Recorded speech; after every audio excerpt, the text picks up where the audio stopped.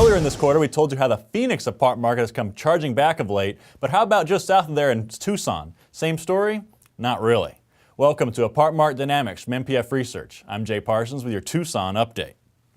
Despite its proximity to Phoenix, the Tucson apartment market has behaved pretty differently in the past few years. For one, Tucson did not see the big ramp up in apartment construction in the past few years as Phoenix did.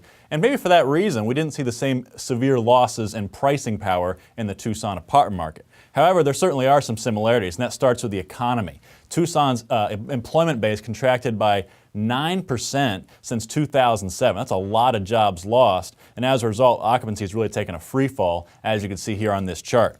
Right before the recession, overall occupancy in Tucson was at 96% back in 2007. It dropped to a low of 87.9% in fall of 2009. We've seen some decent progress since then, but the overall occupancy remains quite weak at just 91.6%.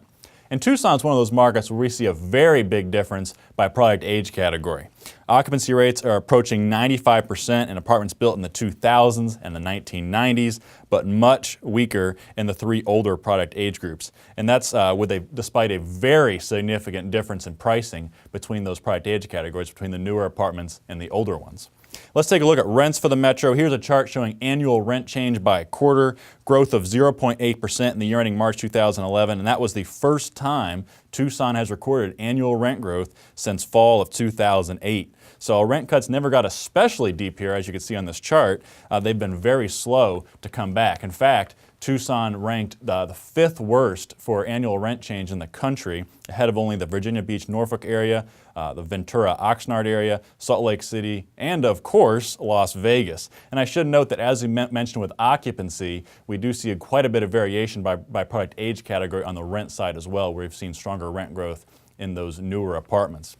One other interesting trend to highlight for you, we are seeing much stronger performances on the northern end of this metro in the northeast Tucson submarket as well as north central Tucson, Oro Valley. And let's look at that one in particular. North central Tucson, Oro Valley, far above the pack with an occupancy rate of 95.7%. That is 3 points better than anywhere else in Tucson. Occupancy is up 1 point annually, while same-store rents climbed 3.2% year over year. And not coincidentally, this is Tucson's most expensive submarket. Now, overall, with jobs coming back, Tucson should be positioned to see some occupancy growth in the year ahead, but with so many vacancies on the market, we're probably not going to see much rent growth, at least not for the majority of the apartments. We could see some rent growth in those newer units, though. And that wraps us up for Tucson. Until next time, for Apartment Market Dynamics and MPF Research, I'm Jay Parsons. Thank you for watching.